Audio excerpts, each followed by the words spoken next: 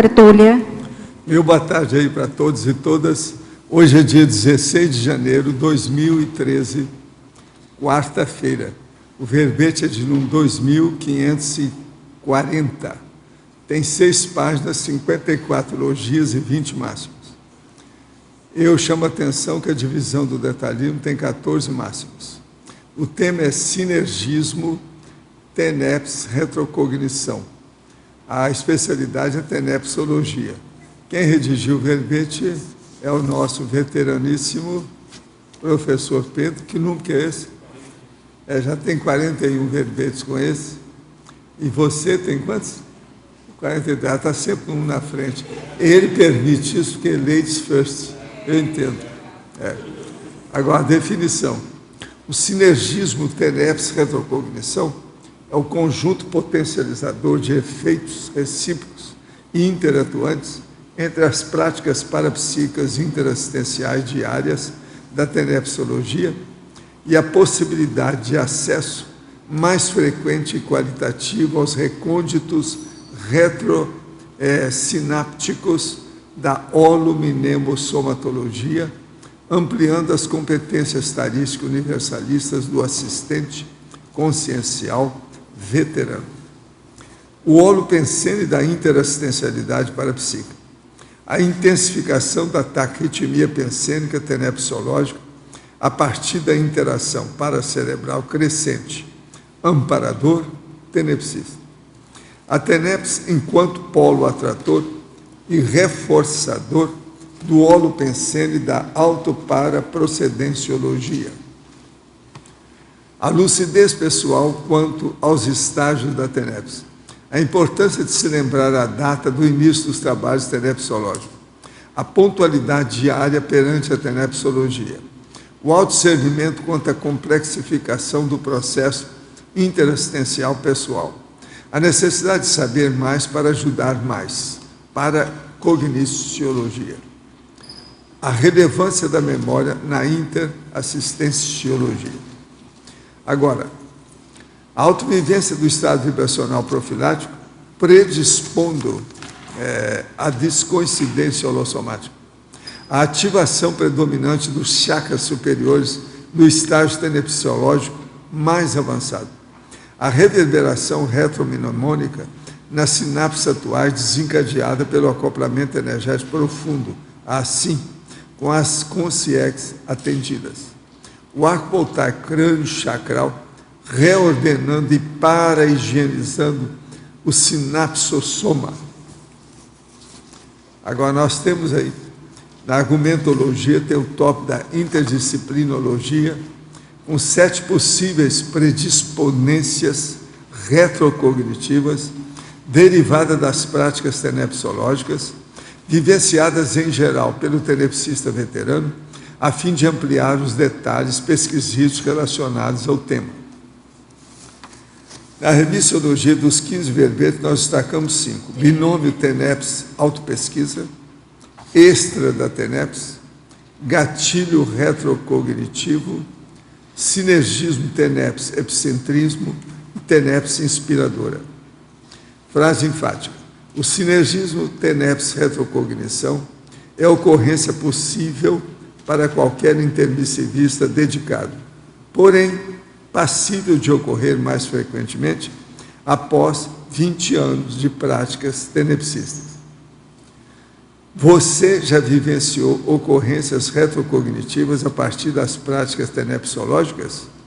Quais as decorrências proexológicas daí derivadas? Agora, a mega análise com João Paulo são 20 itens. Autoconscientização, orto-para-rememoração, mega-abnegação, interatuação, holo-memória. Hiperlucidez, retrosinapse, retrocognitarium, retropensenidade, tenepsarium, tenepsopensenidade, tenepsologia, cronotenepsologia, seriexologia, sinergismologia. Paracerebologia, holobiografologia, interassistenciologia, mnemossomatologia, e autorretrocogniciologia.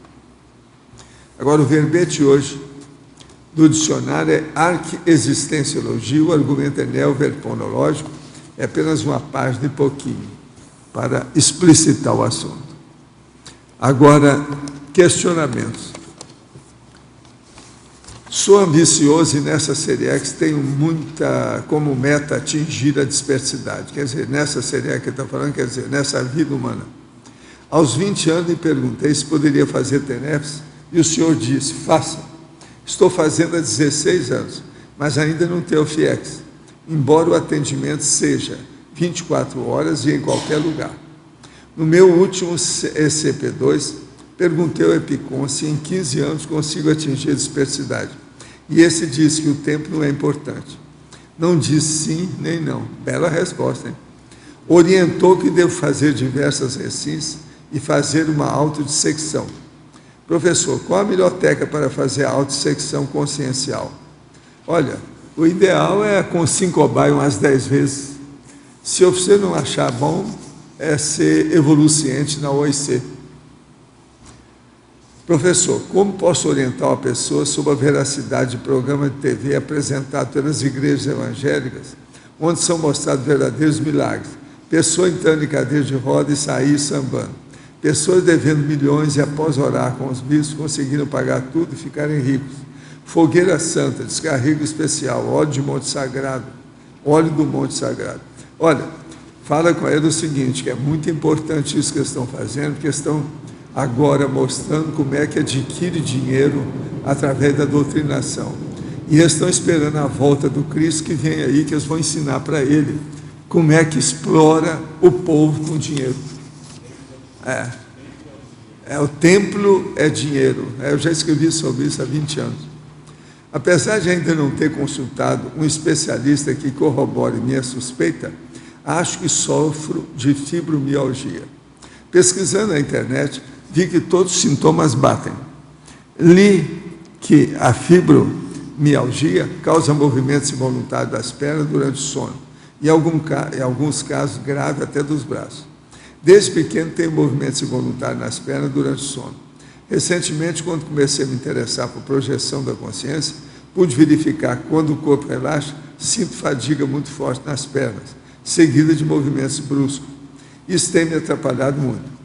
Certos movimentos bruscos, isso é mioclonia, isso aí todo mundo tem.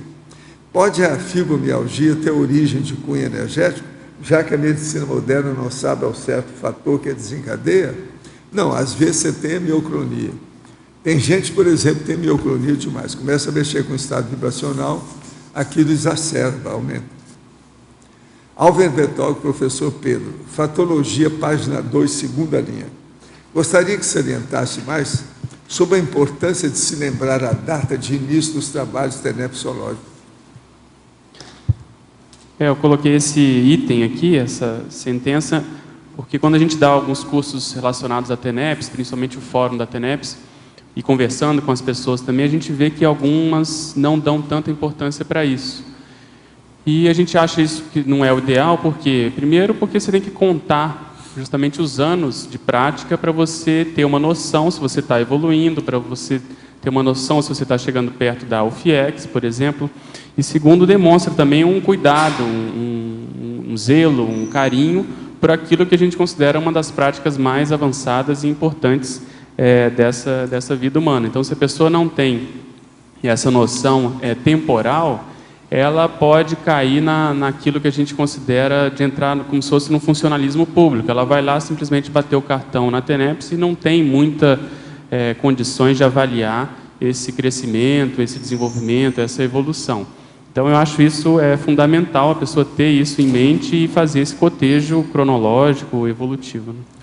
Na parafatologia, página 2, quarta linha, como podemos otimizar a realização do arco voltaico crânio-chacral, reordenando e para-higienizando o sinapsossoma? Em qual momento utilizá-lo? Eu vejo que essa é uma ferramenta, né? Uma técnica, é uma possibilidade que se tem de fazer assistência, e nesse processo você tem a condição de fazer o diagnóstico pelo acoplamento, pela assimilação, e já muitas vezes conseguir resolver o problema de bloqueio encefálico de diversos níveis que normalmente há. Então, respondendo a sua pergunta, é praticando, e você vai praticar na medida da necessidade, na medida em que as condições se oferecerem para isso, né? Na medida em que você se lembrar e ter alguém que esteja precisando.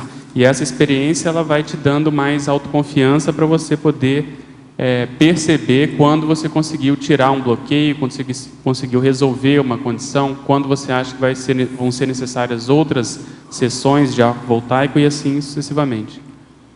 Na paradoxologia, página 3, primeira linha, poderia detalhar e exemplificar o paradoxo das sutilezas tenepsológicas poderem demonstrar raízes existenciais evidentes? Essas sutilezas, elas envolvem o processo da paranormalidade, da parapercepciologia de modo geral, e na TENEPS isso acontece de modo às vezes mais marcante. São condições que às vezes se apresentam de modo superficial, de modo assim você poderia considerar não tão importante, mas quando você aprofunda a análise, você vê que ali por trás existe uma assistência mais séria. Então, em termos de assistência parapsíquica, qualquer dado, qualquer situação, se a gente aprofundar, em geral ali por trás pode existir um iceberg. Então é muito comentado, às vezes, quando a gente está no processo da TENEPS, e tem, vamos supor, uma clarividência viajoura, tem uma percepção, às vezes de uma imagem, um processo pictográfico. E no dia seguinte, por exemplo, você encontra uma pessoa com a camisa estampando aquela imagem, aquela pictografia, aquele retrato, por exemplo, que você percebeu. Então, a partir daí, você começa a juntar as pontas e ver se aquilo que você estava atendendo na TENEPS, assistindo na TENEPS, não tem relação com aquela personalidade que você encontrou fortuitamente. Então, esse processo da depuração dos sinais parapsíquicos, que acontece não só no holossoma, mas muitas vezes eles se apresentam para nós no dia a dia, a gente começa a fazer essa conjuminação. Na parafatologia, eu comento alguma coisa do neuroléxico analógico. E esse processo eu vejo a importância na assistência em função disso, da gente começar a juntar as pontas, de ver que aquele encontro, às vezes no dia seguinte, ele não foi por acaso. Aquela imagem que se apresentou na TENEPS, ela às vezes tem sua razão de ser, como o amparador, muitas vezes, conseguiu transmitir uma mensagem, ou como você interpretou aquela mensagem, mas que o mais importante é você entender o significado dela, que no caso, que tem relação com aquela pessoa que você encontrou. Né? Em tecnologia, página 2, na primeira linha, poderia aprofundar de que modo otimizar a técnica do circuito energético corono-frontal? Vou fazer 4 meses que estou praticando a TENEPS e venho desenvolvendo minha própria técnica. Porém, penso que é salutar saber um pouco mais de quem é veterano e possui muita experiência. Eu vejo que é importante você conhecer esses chakras superiores. E esse conhecimento vem também a partir da prática. Então, nesse circuito, você exterioriza energia por um e absorve pelo outro, no sentido que você quiser. Depois você pode fazer no outro sentido. Então, você pode exteriorizar energias pelo frontochakra e absorver pelo coronochakra, formando um circuito contínuo, até você conseguir perceber bem a pulsação, a ativação desses 2 centros energéticos. Se você fizer isso casado com trabalhos intelectuais, trabalhos que requeram mais o desenvolvimento mental somático, você vai começar a perceber esses chakras em momentos outros que não só da ativação propriamente dita desses centros energéticos. E com isso, com o passar do tempo na TENEPS, daí vem a importância de se marcar o tempo, mas quando a pessoa já tem pelo menos 5, chegando a 10 anos, ela vai perceber que há uma tendência desses chakras predominarem na manifestação da TENEPS, que é inclusive um dos capítulos do manual da TENEPS, o professor Valdo comenta sobre isso.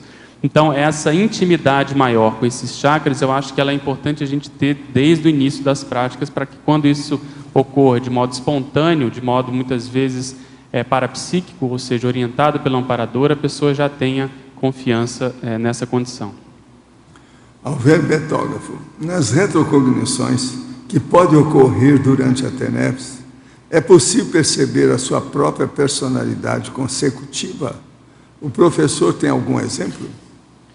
Possível vamos dizer, um dos objetivos, um dos marcos, ou até certo ponto um dos alvos, que se pretende é, de modo até certo ponto indireto, através dos assistidos, você acabar batendo nessa condição da personalidade consecutiva ou até da para-identidade intermissiva.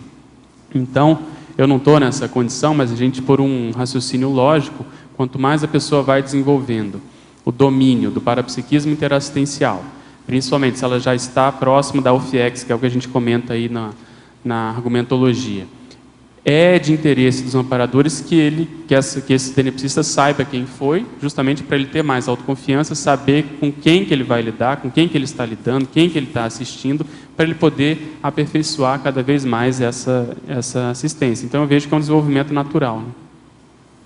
Professor Pedro, em antonimologia, página 1, item 1, poderia aprofundar o recesso tenepsológico? E a tenepse é considerada uma rotina útil?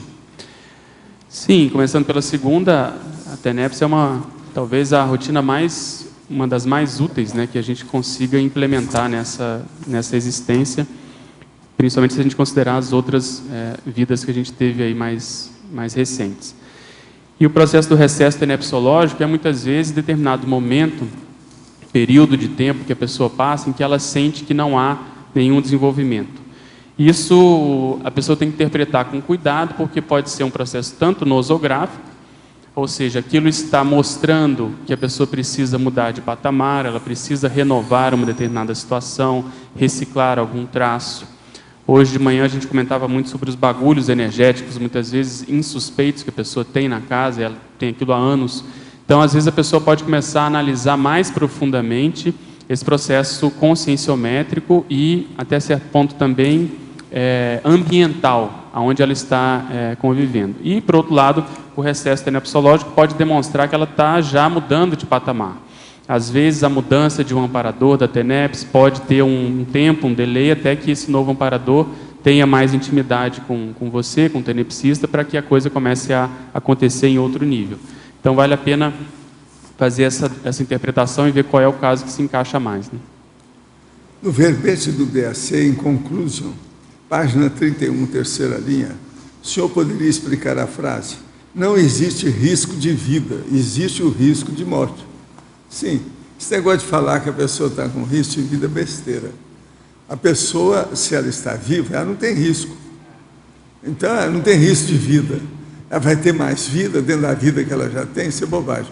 O processo passa aperto e tem risco, é a morte, é a dessoma.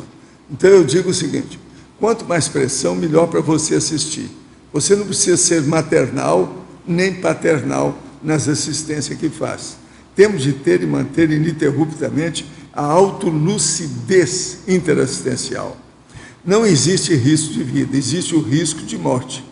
Confiantes da interassistenciologia, vamos acabar com os riscos de dessomar, quer dizer, os riscos de morrer.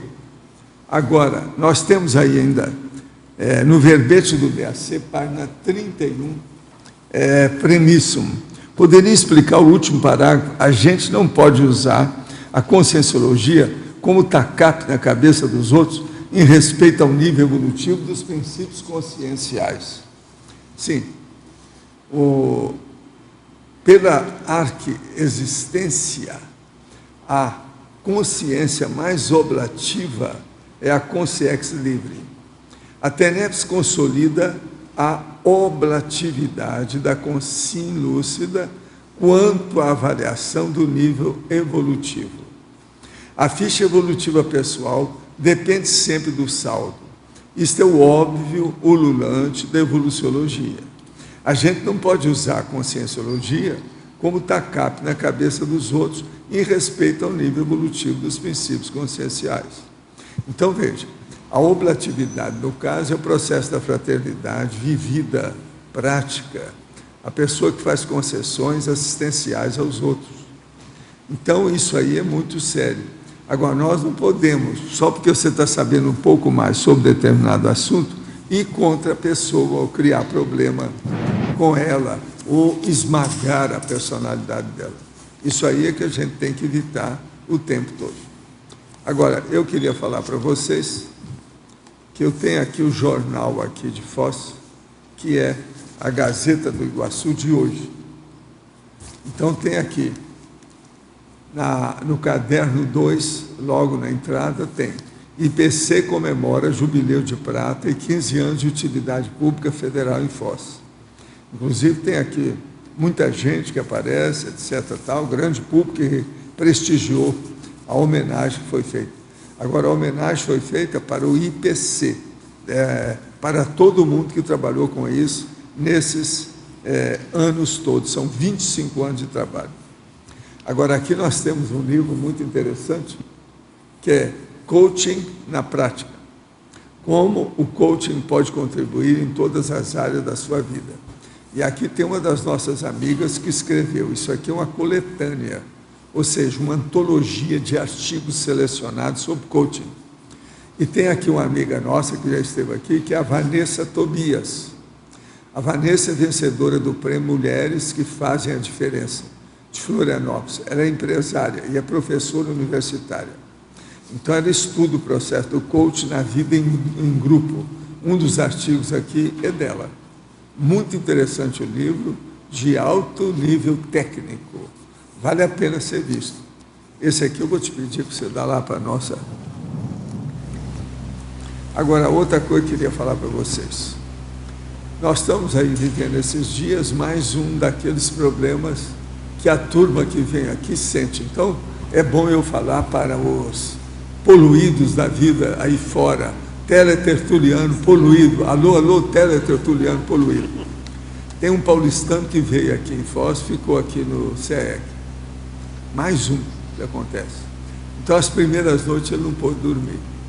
Agora, o que é que está causando problema para ele? Silêncio.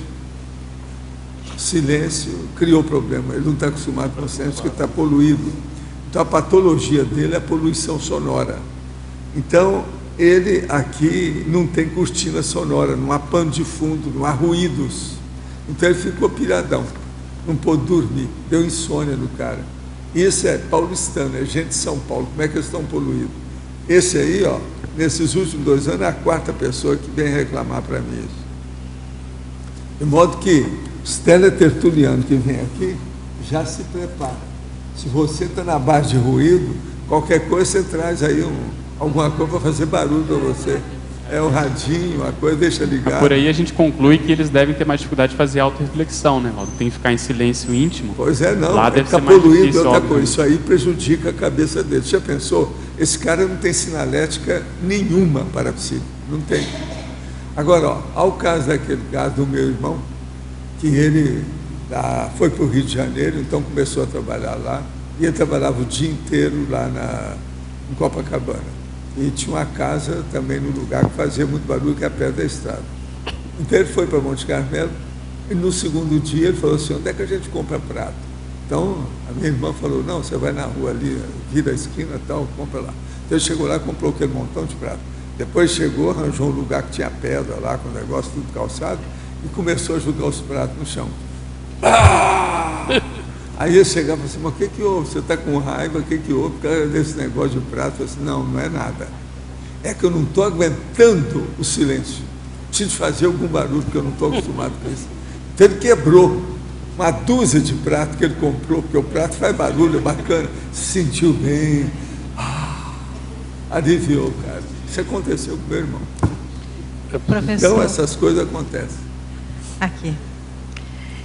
Sabe, aqui no Conclusion de Somatologia, quando você fala aí, que você acabou de comentar, não existe risco de vida, existe o risco de morte, eu fiquei pensando que no entrelinhamento do texto também está que a consciência é imatável e imorrível, não é Sim, isso? é. E nessa escrita você dá as duas possibilidades de interpretação, uma mais direta e essa que é para quem A está indireta é que lendo. você é imatável e imorrível, o que eu falo. Nós sabemos disso, eu já escrevi 10 vezes sobre isso.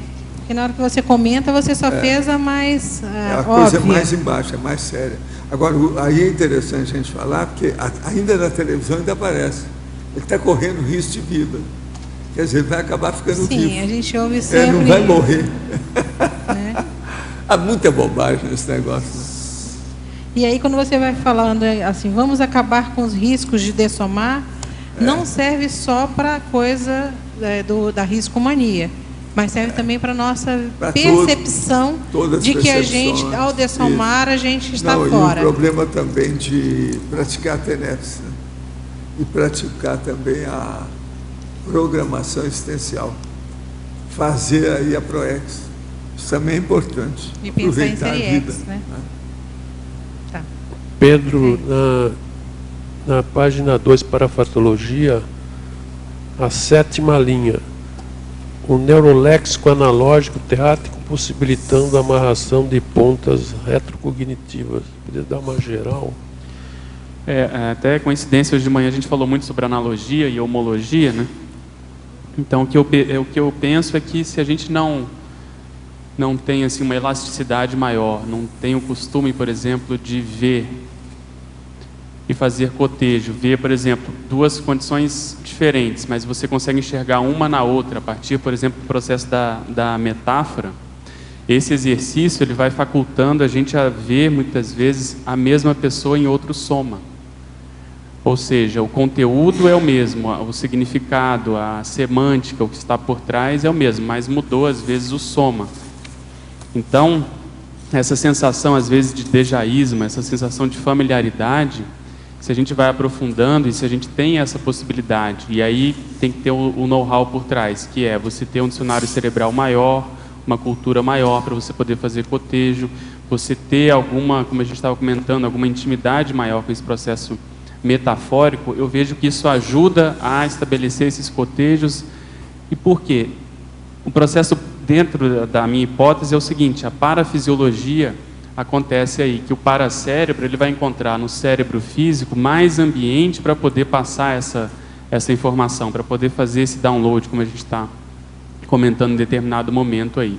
Se o cérebro, ele é muito, se a pessoa, né, se o cérebro da pessoa é muito linear, a pessoa é muito literal demais, ela vai enxergar e ela vai, vamos dizer assim, se deixar condicionar muito mais facilmente por essa vida humana que já é super bitoladora.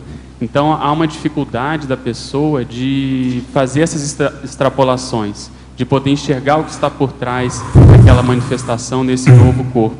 Então, muitas vezes a gente não amarra as pontas que investir nesse polineuroléxico, né, principalmente nesse processo analógico, acaba tendo repercussões no parapsiquismo, e isso muitas vezes vem justamente confirmar determinadas hipóteses retrocognitivas. Então, a analogia que a gente fez é exatamente essa. A gente precisa calibrar mais, melhorar cada vez mais as nossas sinapses, tentando estudar de tudo, fazendo cotejo de tudo, porque isso vai acabar tendo um reflexo na identificação de personalidades consecutivas, a começar pela própria pessoa, né? Agora, na terceira, a parafatologia terceira, de baixo para cima, depois segue até o fim, né? É um amadurecimento da inteligência tenepsológica atual, dando aso à nulificação parafisiológica do futuro período infantil e, consequentemente, ao auto-revezamento da lucidez consciencial a partir das retrocognições imberbes. Traduzindo isso em outras palavras, eu vejo que quanto mais a gente investir nessa inteligência tenepsológica, que é o quê? É você ser assim, doutor, ser professor, ter muita bagagem, muita experiência em assistência parapsíquica. E aí envolve a pessoa ter um parapsiquismo, instalar campos, ela conseguir fazer o processo de assim, desassim, ela caminhar para a pangrafia e assim por diante. Tudo isso permite com que ela desenvolva esse know-how e dê oportunidade para que num próximo corpo a lucidez dela venha mais precocemente. Ela não precisa ficar tão condicionada, como a gente estava comentando antes. O paracérebro dela já vai estar mais acostumado com esse tipo de raciocínio. Por quê? Porque ela vincou e fixou esse tipo de modus operandi, né, pensênico, dela fazer esses cotejos multidimensionais. Então isso, o paracérebro vai ficar mais acostumado, ela vai ter uma intermissão depois disso, isso vai ser reforçado nessa intermissão, e o que a gente objetiva é que numa próxima existência, de modo mais precoce, a gente possa fazer isso que eu estou chamando de auto-revezamento da lucidez. Ou seja, se nessa vida eu, por exemplo, cheguei no Instituto com 16 para 17 anos, eu possa, na próxima existência, ficar mais esperto, mais atento, mais lúcido com uma idade mais cedo, e principalmente que a qualidade dessa lucidez, que não era lá essas coisas nessa vida, que ela possa ser mais assim concreta, mais profunda, mais abrangente, que a gente não precisa às vezes depender tanto de outras pessoas, que a gente possa ter uma autonomia maior. E aí vem o que vai garantir isso? Que a pessoa possa lembrar por ela mesma dessa existência que a gente está tendo aqui, da próxima intermissão, da intermissão que a gente teve anteriormente do primeiro curso intermissivo, porque tudo isso dá autoconfiança para a pessoa saber e ela seguir em frente, independente da opinião pública, né? Então eu vejo que a TENEPS tem um papel fundamental nisso, porque ela é diária. O tempo todo dia, a pessoa está ali pelo menos 1 hora, né? Vamos colocar assim, em torno de 1 hora, ela está pensando nas outras pessoas. E até existe uma contabilidade interessante. Outro dia eu estava lembrando disso no manual da TENEPS, que eu, por exemplo, completei em agosto do ano passado 10 anos de TENEPS. Se você faz as contas colocando lá 50 minutos por dia, ao longo desses 10 anos, significa que você passou 3 meses e meio só pensando em outras pessoas, só pensando positivamente em outras pessoas. Essa conta está lá no manual da TENEPS. E se a pessoa passa 4 décadas, significa que ela passou 1 ano só pensando positivamente das outras pessoas. Então isso vai tendo um efeito acumulativo, positivo, de vincar essas sinapses, principalmente por conta dessa energia mais densa que nós temos nessa dimensão. Então, o paracérebro ele vai ficando cada vez mais, vamos dizer assim, com a predominância desse tipo de raciocínio. E é natural que isso, com a próxima existência, se tudo caminhar bem, a pessoa consiga recuperar essas informações. Então, você pensa, 3 meses e meio só pensando nos outros. Isso é por baixo, né? Sem contar os cursos, sem contar processo de docência, processo de verpetografia e assim sucessivamente. Então, isso acontece com todos nós. Por isso que é importante a pessoa ter a data de início, importante ela ter os registros, importante ela quantificar a qualidade da manifestação assistencial dela, porque isso vai ter reflexo no futuro, né? E sem contar a TENEPS 24 horas, né? Isso, exatamente. Se ela caminhar para isso, se ela virar um ofexista, por exemplo, aí isso tudo defasa, né? Isso aí tudo está por baixo. Então, obrigado. Pedro, na página 2, em parafatologia, na 9ª linha, de baixo para cima, você pode aprofundar um pouco a questão da TENEPS enquanto infiltração cosmoética da extrafisicalidade na Materiolândia? Sim, a TENEPS eu vejo que é uma estratégia muito inteligente da gente poder fazer essa infiltração, essa inserção cosmoética da paraprocedência, do processo do curso intermissivo, ou seja, da extrafisicalidade, nessa dimensão material que eu coloquei aí, a Materiolândia. Então, isso ajuda muito não só na recuperação dos cons, mas na fixação desses cons. Por quê? Se a gente expandir essa ideia ali na TENEPS, a pessoa vai estar pensando e evocando outras pessoas com as quais ela conviveu e convive no dia a dia. Normalmente, essas pessoas elas podem ter estado na mesma comunex, elas podem ter algum vínculo extrafísico comum. Existe a participação do amparador extrafísico de função. Esse, com mais certeza ainda, deve ter essa mesma raiz. Então, a TENEPS, a gente tem que lembrar que ela tem aquele efeito paradoxal, que a pessoa é a primeira a ser atendida, a ser assistida. E isso inclui justamente essa evocação, essa lembrança que ela tem uma procedência, que ela tem uma raiz, que ela está representando um determinado parapúblico, né? A parasociologia está envolvida nisso. Tudo bem? Então isso ajuda aí no contrafluxo dessa existência. Porque senão, com a força e a potência dessas energias mais densas e mais estagnadas, justamente fruto da SOCIM patológica, ela engole a pessoa facilmente. E a TENEPS é o contraponto a isso. E a pessoa vai amadurecendo justamente no momento em que ela vai conseguindo expandir isso para além dos 50 minutos. Aí demonstra que a pessoa está realmente imune a essas, vamos dizer assim, patologias, a essas incoerências, a essas infantilidades da SOCIM patológica. Então, ela, por ela mesma, ela vai. Aquilo não é mais uma clareira só. ela vai aumentando cada vez mais, onde quer que ela passa, ela está representando essa paracomunex mais equilibrada. Em tecnologia, aprofunda um pouco a questão da técnica da autocobaia serexológica, ampliando as abordagens conscienciometrológicas do tenepsista. O tenepsista ele vai caminhando, vai fazendo assistência, aos poucos ele consegue fazer algum cotejo, alguma hipótese, por exemplo, de personalidade consecutiva, ou pelo menos ele começa a ter interesse de estudar isso, porque ele começa a observar os assistidos dele na TENEPS, se existe um padrão, ou se existe alguma assistência específica que marcou mais, que vincou mais o paracérebro. E isso pode caminhar para essa condição de autocobaia serexológica, que é quando a pessoa já tem uma hipótese mais presumível, mais provável, de ter sido uma personalidade no passado, que ela conhece, e aí a TENEPS fica como pano de fundo para ela fazer esse cotejo entre o que ele foi antes, o que ele representou, como que era a mentalidade, como que eram os assistidos dessa personalidade e como ele está se manifestando atualmente. A TENEPS eu vejo que é um ponto central, porque ali os amparadores conseguem ir dosando essas informações e essa amarração de pontas, porque eu acho que a coisa vai em camadas assim. A informação, a revelação, o fato de você ter essa hipótese de personalidade consecutiva já é, por si só, no primeiro momento, ela já é terapêutica, ela já é impactante, ela já faz a pessoa refletir bastante. Mas o que vem por trás, a mensagem, ou seja, essa amarração de pontas, o que a pessoa precisa aprender com isso, o que ela deixou de fazer, quais são os trafares, os trafais, tudo isso vem aos poucos e muitas vezes acontece de modo muito sutil, como a gente estava comentando na condição dos parafenômenos.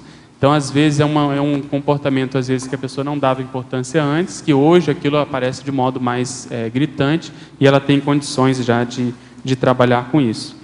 Então, existe inclusive um verbete que eu fiz com esse mesmo título, autocobaia serexológica, que a gente dá lá 100 condições para a pessoa expandir essas abordagens, né? Então, por exemplo, ver como que era o processo emocional da personalidade anterior e a personalidade atual, o processo de liderança, o processo intelectual, o processo assistencial, o parapsiquismo e assim por diante. Então, com a TENEPS, eu vejo que mesmo as pessoas, né, aqueles que não trabalharam muito com parapsiquismo nas vidas recentes, eles podem fazer essa recuperação de modo mais rápido e mais técnico, né? Pedro, aqui também na página 2, parafatologia de baixo para cima, na 9ª linha. Você poderia aprofundar os parapsicodramas, otimizando o acesso pararetrosináptico das consciências atendidas, por favor? Sim, esses parapsicodramas a gente vê muito, principalmente em projeção, né? Pelo menos no meu caso eu vejo que às vezes eles montam como se fossem para-cenários, para-enredos, e são trazidas consciências ali, e em determinado momento da trama, dessa encenação, alguma coisa acontece e é como se fosse uma revelação. Eles caem em si, ou é trazido para eles a possibilidade deles, de um modo até certo ponto impactante, deles acordarem e ver aonde que eles estão. Então, são personalidades, às vezes, que estão há muitos anos, às vezes séculos, dentro de uma mesma manifestação. E os amparadores, às vezes, fazem esse processo para elas chegarem até lá, de modo tranquilo, mas no decorrer do processo, eles vão fazendo esse desvelamento, essa revelação, e elas vão caindo em si, vão vendo quanto tempo que elas estão naquele processo. Às vezes, isso pode ter uma raiz ou algum ricochete na TENEPS, porque às vezes, no meu caso, por exemplo, eu vejo uma parcela, isso acontece muito antes de cursos de campo, principalmente de CP2. Eu vejo como se fosse um pedaço da condição, ou tenho contato com algum que eu considero com alguma consciência envolvida naquele contexto grupal maior, e lá no curso é que eu tenho essa visão um pouco maior de que aquela personalidade estava inserida num grupo e os amparadores reúnem mais daquele grupo para poder fazer assistência. Mas, às vezes, a gente teve contato com um representante daquele grupo na TENEPS anteriormente. Então, é como se fosse um processo didático, né, para eles irem caindo as fichas aos poucos. Assim. Obrigada. Que é o mesmo que acontece com o psicodrama humano, né, a mesma fundamentação. Hein? Pedro, então, você comenta no seu verbete, em 2 pontos, da questão de juntar as pontas, né, você fala amarração de pontas. Hoje a gente estava comentando da autopensinização analógica. Você vê, tem uma relação nisso, sim. Sem dúvida, sem dúvida. Eu vejo que é isso que quer que eu comente, essa condição, né? Isso, é. Até o Lost trouxe, para quem não estava aí, a condição que o transmentor, uns 3 anos atrás, comentou com o professor Valdo para aprofundar mais essa condição da autopensinização analógica e passar para a gente a importância disso, né? Então, eu vejo que é exatamente isso, para a gente fugir dessa linearidade, desse processo, muitas vezes, robotizante dessa dimensão, a gente precisa estudar assuntos que a gente, às vezes, não tem tanto interesse, mas que seria importante justamente para você poder ajudar outras pessoas, você expandir a cultura, você ter noção de outros idiomas. Tudo isso vai fazendo uma flexibilização maior nas nossas sinapses. Então, eu vejo que esse tipo de pensamento, se você for pensar, por exemplo, e comparar, para dar um exemplo mais prático, o processo do direito com o para-direito. A condição do para-direito exige muito mais esse pensamento analógico. Por quê?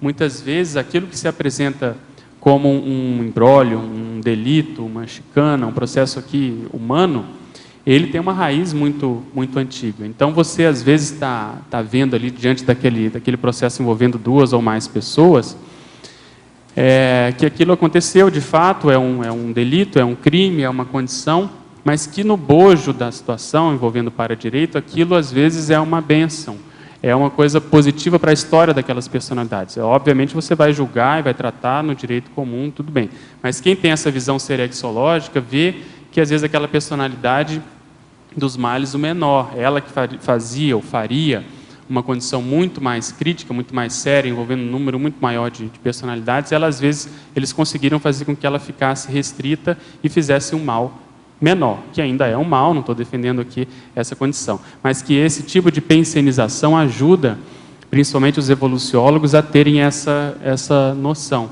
que aquilo que poderia ser muito pior, muitas vezes, apesar de ter ocorrido uma coisa ruim, ela foi dos males o menor. Existe um verbete na enciclopédia chamado consciência calidoscópica, que é justamente a base, esse tipo de pensenização analógica. Pelo que eu me lembro, ela é mais voltada ou mais inerente ao processo dos evoluciólogos mesmo, onde tem, acho que, o pico máximo dessa manifestação. E a gente procura, né, fazer o início do princípio dessa condição para fugir dessa lógica humana, dessa lógica simplesmente intrafísica, que muitas vezes ela é cerceadora, né, ela é limitadora da nossa visão. Então, eu vejo que tudo isso que o professor Valdo fala de cosmovisão, de tudologia, de atacadismologia, é para a gente aumentar as variáveis envolvidas na análise de um determinado processo, seja ele delituoso, né, ou não.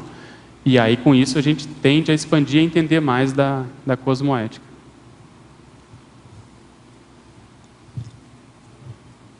Pois não. Aqui em sinergismologia, o sinergismo TENEPS para psicoteca, e você coloca também a interação para psicoteca, tenepsiário e interaciologia. Queria que você comentasse os dois. Tem até relação com essa condição. Pelo que a gente sabe da parapsicoteca, as consultas que são feitas, principalmente pelas consciex, no sentido de você ver tanto retroexistências, retrovivências que a gente teve, como de outras pessoas também, no sentido da gente aurir ali lições, ter assim profilaxia do que não fazer muitas vezes, e a gente com isso se munir de condições mais assim de cognição, para que a gente possa, enfim, fazer o que a gente veio fazer dentro do processo da ProEx. Então, como a parapsicoteca envolve uma condição de paratecnologia, uma condição de evocação, uma condição que envolve também outras consciências, envolve o processo de para-história, eu fico pensando se, por hipótese, os tenepsistas, principalmente aqueles mais sérios, que levam mais a sério a condição da interassistencialidade, se eles foram paraconsulentes, né? Se eles tiveram a possibilidade de fazer essas consultas à parapsicoteca, às vezes, na TENEPS, é o melhor momento para eles terem esse acesso, terem essa informação, ou pelo menos vislumbrarem como foi essas consultas. Então, se for do interesse dos amparadores, às vezes a pessoa não vai lembrar do processo como um todo, mas ela pode lembrar daquela paraficha, né, que caiu, daquela sinapse que foi feita, daquele aprendizado, entendeu? Então eu fiz esse contexto, justamente essa conotação, esse confronto em função disso. Às vezes é ali que eles têm a oportunidade de tentar fazer essa amarração para poder fazer com que a pessoa recupere aquele com, né, aquele megacon. Um ponto principal, né? É. Entendi. Tem mais 2 perguntas só. Eu queria que você ampliasse o paradoxo aqui das sutilezas tenepsológicas poderem demonstrar raízes existenciais evidentes. Como é que você... Sim.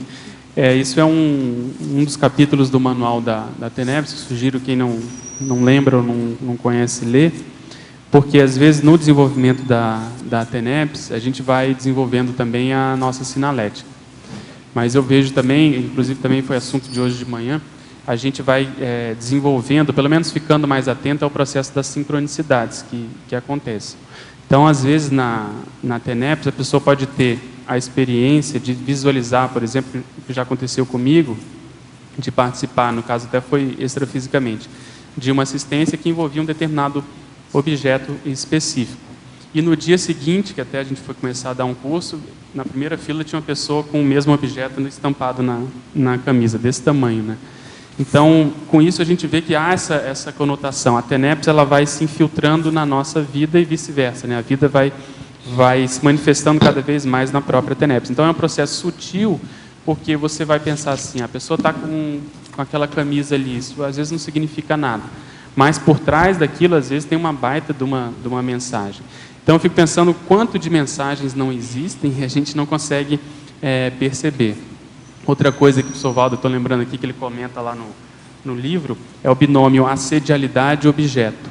Então, essas pessoas que usam, às vezes, patuá, crucifixo, cordinha, rendinha, essas coisas assim, e que, às vezes, o assediador faz a manipulação à distância daquela pessoa através daquele objeto. Então, é um processo super sutil, mas que por trás disso existe um oceano assim, de informações, nesse caso específico, patológico. Então, eu acho que a gente tem que estudar, a partir de um determinado momento da TENEPS, tudo, sem a pessoa querer forçar a barra, né, sem viajar na maionese, mas ela vê, se tiver alguma raiz na TENEPS, ela realmente registrar isso de modo mais profundo. Obrigada. Albert Betógrafo, em antonimologia, página 1, na última linha, poderia explicar a questão da dispersidade? Sim, a gente acha ainda que o sinergismo TENEPS-retrocognição não é a dispersidade, por isso a gente comentou e colocou na antonimologia. É uma situação, se a pessoa começa a vivenciar de modo mais constante, de modo mais autoconfiante, caminha, pode levar para a dispersidade, mas ainda não é, né? A técnica do ainda não é. Pode ser uma das variáveis que a pessoa considera, eu até coloco isso no final do verbete, que na antessala da UFIEX, uma das variáveis que deve começar a ocorrer é justamente esse processo de retrocognições assistenciais mais a miúde, mais frequentes, mas ainda a gente não pode considerar uma coisa sinônima da outra, né? Em sinergismologia, página 2, segunda linha, poderia explicar o sinergismo TENEPS-profissão? Sim, a gente estava comentando aqui que a tendência natural é a TENEPS ir monopolizando a vida do tenepsista e, obviamente, isso envolve a própria profissão. Se a pessoa começa a olhar a profissão, a ocupação, o trabalho que ela faz, seja ele qual for, a partir da TENEPS, ou seja, com a lupa tenepsológica, com os olhos ali da TENEPS, ou os para-olhos da TENEPS, ela vai ver que aqueles encontros que ela tem, aquelas convivências que ela tem muitas vezes de décadas, tudo aquilo tem sua razão de ser, tudo aquilo pode ter, né, uma conotação mais assistencial do que a própria pessoa está dando. Uma coisa é a gente fazer na TENEPS, é muito comum a gente repassar os rostos do dia daqueles encontros que não foram felizes, que foram conflituosos, e assim sucessivamente a gente vai trabalhando e vai amadurecendo. Mas existem aqueles que são anódinos, que são neutros, que são, assim, muitas vezes estéreis, mas que poderiam ter sido mais assistenciais. Então, às vezes, a gente na TENEPS cai essa ficha de que a gente está convivendo muito tempo com uma pessoa e não fez o algo mais. A gente não deu um passo além, a gente não foi mais assistencial com aquelas personalidades. E aí, se dentro dessa profissão a pessoa já tem uma conotação mais assistencial, já é uma profissão na área da saúde, na área da pedagogia e assim por diante, isso pode ser potencializado ainda mais. Então, a pessoa acaba unindo, muitas vezes, o amparo que ela já tem da TENEPS com o amparo que ela, muitas vezes, recebe na profissão. Em Crescendologia, página 3, segunda linha. No Crescendo Consim Tenepsável, tenepsista veterano, quais os requisitos mínimos para começar a prática da TENEPS? Como dinamizar o processo deste crescendo? A primeira coisa é ler e, até certo ponto, saber de cor e salteado o manual da TENEPS, né? Que ele é, vamos dizer assim, a base desse processo para Consim tenepsável. Lá tem os pré-requisitos, tem os impeditivos, tem, vamos dizer assim, a trilha, né? O caminho para que a pessoa possa ter êxito na manifestação dessa prática. E depois eu vejo que a pessoa levar a sério. Ela não cair naquilo que eu estou chamando de funcionalismo público, né? Ela não ir lá só por obrigação, mas ela ter na TENEPS um ponto alto da sua existência e começar a fazer esses cotejos, amarrar as pontas, que aí a tendência é ela se sentir motivada com as práticas, né? Em Parafatologia, página 2, 12ª linha. O fato de ir aos poucos aprendendo a lidar no cotidiano com o quem é quem seriexológico. Isso é da holomaturologia. Exatamente. A gente acha que a maturidade, um dos pontos altos da holomaturidade é justamente a pessoa que já consegue conviver e saber quem foram essas personalidades e quem foi a própria pessoa. Tanto conviver com os ex-assediadores como com aquelas pessoas que nos ajudaram no passado. Por quê? Porque isso exige muito domínio holossomático, domínio do processo parapsíquico e exige que a pessoa coloque a assistencialidade acima de tudo, porque ela vai estar ajudando, seja lá quem for, ela vai estar colocando a assistência em primeiro lugar. Então, isso não é simples e é por isso até que a gente não tem esse acesso fácil, é um processo até certo ponto parafisiológico, é natural, é do processo evolutivo, mas que quanto mais a pessoa amadurece, mais ela vai tendo esse acesso até para potencializar essa assistência a essas pessoas, né? Parafatologia, página 2, quinta linha de baixo para cima. O cotejo proexológico, grupo carne interassistencial, entre o duplismo telepsológico e a parapreceptoria evolutiva. Isso é da amparologia. Eu vejo que quando existe, né, um casal, uma dupla evolutiva, praticantes da TENEPS, o número de variáveis tende a se potencializar, porque aí você já tem pelo menos 4 consciências envolvidas, que são os 2, mais os amparadores da TENEPS, e o processo das consciexes e consins assistidas. Então, aí eu coloquei essas 3 condições. Então, precisa ver qual é a proex dessas 2 personalidades, que deve ter alguma coisa em comum, pode ser um percentual maior ou menor do que elas vieram fazer. Se existe esse percentual, o que tem por trás disso? O que tem do ponto de vista, por exemplo, do grupo kármico? Se a gente considerar que na proex nós temos que atender e assistir um determinado público, né, um determinado público-alvo, como se costuma dizer, até que ponto existe uma interseção entre esses públicos envolvendo aí os duplistas e o processo interassistencial? Qual a relação, qual o tipo de assistência que tem que ser feita, qual a relação, por exemplo, entre os amparadores da TENEPS, como que eles trocam figurinhas, como que eles conduzem o trabalho desses duplistas de modo assim direito, de modo tendo uma visão de conjunto maior. Então, tudo isso, se a gente souber lidar, e aí envolve o CDC, né, o Código Duplista de Cosmoética, a tendência é a haver uma potencialização no desempenho proexológico dessas personalidades, né? Para o verbetógrafo, o que é necessário para alguém atingir o FIEX, além dos 20 anos de prática da TENEPS? Olha, eu vejo que tem muita coisa envolvida, mas, por exemplo, precisa ver o temperamento da personalidade, como que se é um temperamento mais assentado, mais benigno, mais pacífico, mais assistencial. Precisa ver o processo da vida humana, se está organizada, assentada, se a pessoa não tem muitas demandas. Por exemplo, hoje um dos impeditivos que eu vejo no meu caso é o processo da vida humana, a condição da medicina. Outra coisa, a própria FEP dessa personalidade, se ela vai conseguir bancar uma oficina extrafísica com tantos débitos no passado, por exemplo, às vezes ela não vai conseguir. Isso vai ser uma impossibilidade. Então, tem que ver, eu acho que antes de tudo, o que vai ser o mais adequado para o número maior de pessoas. Então, querer ter o FIEX só pelo status, só pelo fato de falar, só pela condição em si, ainda demonstra muita imaturidade. Então, quando essas variáveis elas convergem, a pessoa já tem chance, eu vejo, principalmente na condição da FEP, é aí que eu acho que os amparadores propõem e potencializam e catalisam essa condição, né?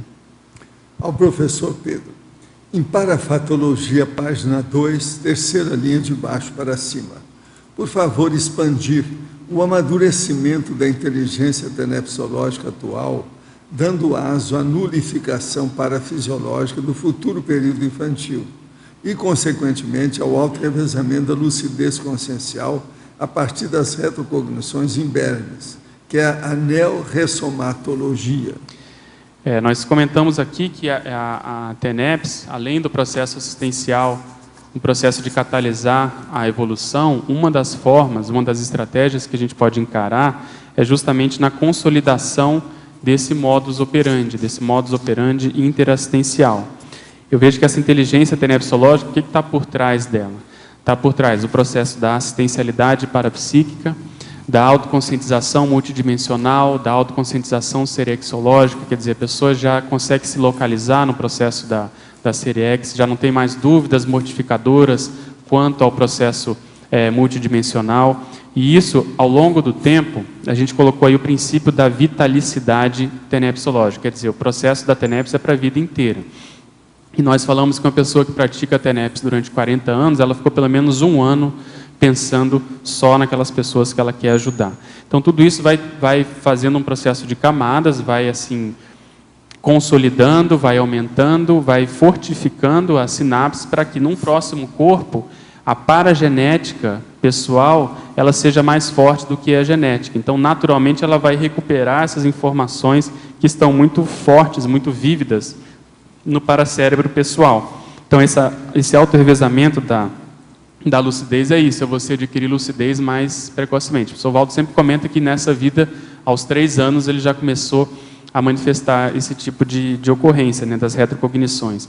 Então, pela TENEPS, eu vejo que isso é uma possibilidade, é por aí que a gente deve conseguir.